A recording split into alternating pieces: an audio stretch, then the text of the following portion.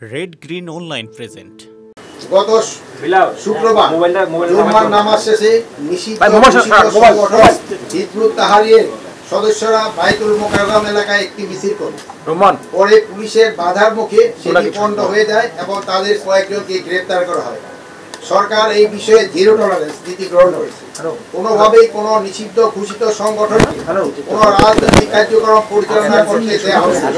এ ব্যাপারে আইন শৃঙ্খলা রক্ষা বাহিনী তৎপর রয়েছে। নারী শিশু নির্যাতন ও ধর্ষণ, বাংলাদেশে ধর্ষকদের কোনো স্থান হবে না। মাগুরায় ঘটনায় যারা অভিযুক্ত তাদের সবাইকে ইতিমধ্যে গ্রেপ্তার করা হয়েছে। আইনি প্রক্রিয়ার মাধ্যমে তাদের সর্বোচ্চ শাস্তি নিশ্চিত করবে সরকার। একইভাবে যদি দেশে কোথাও নারীর প্রতি কোনো সহিংসতা বা ধর্ষণের মতো ঘটনা ঘটে তাদের সম্পূর্ণভাবে আইনের আওতায় নিয়ে আসা হবে, তাদের সর্বোচ্চ শাস্তি নিশ্চিত করা হবে। বাংলাদেশের ধর্ষণের বিরুদ্ধে সরকারের অবস্থান জিরো টলারেন্স।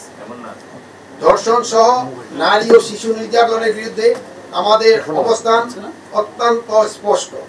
আমি আইন শৃঙ্খলা রক্ষার বাহিনীকে ধর্ষণ সহ সকল ধরনের নারী ও শিশু নির্যাতনের বিরুদ্ধে কঠোর অবস্থান নেওয়ার নির্দেশ দিয়েছি। এ যাবৎ নারীদের প্রতি যত সহিংসতা হয়েছে সেগুলির তালিকা করে দ্রুত তদন্ত সম্পূর্ণপূর্বক আদালতে প্রতিবেদন দাখিলের নির্দেশ দিয়েছি। সম্প্রতি ঘটে যাওয়া ধর্ষণের ঘটনাগুলির সঙ্গে জড়িত অপরাধীদের বিচার নিশ্চিত করা হবে এবং কঠোর শাস্তির আওতায় আনা হবে। নারীরা নির্ভয়ে নির্বিঘ্নে ঘরে বাইরে দায়িত্ব পালন করবে। এতে যারা তাদের বাধা দিতে আসবে, সহিংসতা করতে আসবে, তাদের আইনের আওতায় নিয়ে আসা হবে। এ ব্যাপারে বিন্দুমাত্র ছাড় দেওয়া হবে না।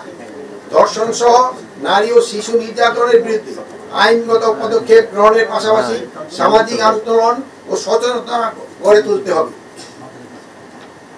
আপনারা দেখছেন কিছুদিন আগে চট্টগ্রামের বেলেঙ্গায় এসআইকে কিছু স্থানীয় মাদক সেবী ও দুষ্কৃতকারী ও ছিনতাইকারী মব সৃষ্টি করে মারধর করেছে, যাদের পরবর্তীতে গ্রেপ্তার করে আইনের আওতায় আনা হয়েছে। আইন শৃঙ্খলা বাহিনীর উপর যে কোনো আক্রমণ বরদাস্ত করা হবে না, কঠোর হস্তে তা দমন করা হবে। রমজানের আইন শৃঙ্খলা পরিস্থিতি স্বাভাবিক রাখতে সরকার বদ্ধপরিকর। রাজধানীর গুরুত্বপূর্ণ পয়েন্টে প্রায় শতাধিক তল্লাশি চৌকি অপরাধ বাড়ানো হয়েছে। সেনাবাহিনী, পুলিশের বিভিন্ন ইউনিট, বিজিবি, আনসার সমন্বয়ে যৌথ বাহিনীর টার্গেট এলাকাসমূহে জোরদার অপারেশন পরিচালনা করছে।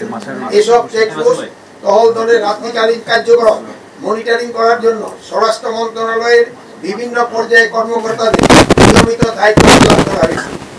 রমজানে চাঁদাবাজি, ছিনতাই প্রতিরোধে এবং বিভিন্ন বিপণী বিতানে যাতায়াতকারী ক্রেতা বিক্রেতাদের সার্বিক নিরাপত্তা নিশ্চিতকরণে আইন শৃঙ্খলা বাহিনী কাজ করে যাচ্ছে।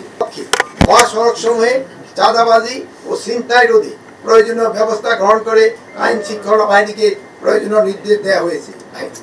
যে সকল অপরাধে ভিডিও ফুটেজ পাওয়া যাবে সেগুলি সংগ্রহ করে ফ্যাক্ট চেকিং করে অপরাধীদের শনাক্ত করা হবে এবং আইন অনুযায়ী পরবর্তী ব্যবস্থা নেওয়া হবে। এই বিশেষ প্রতিবেদনটি যদি আপনাদের ভালো লেগে থাকে অথবা উপকৃত হন তাহলে অবশ্যই এই চ্যানেলটি সাবস্ক্রাইব করুন এবং লাইক, কমেন্ট ও শেয়ার করে রেড গ্রিন অনলাইনের সাথেই থাকুন। Thanks to everyone. Red green online.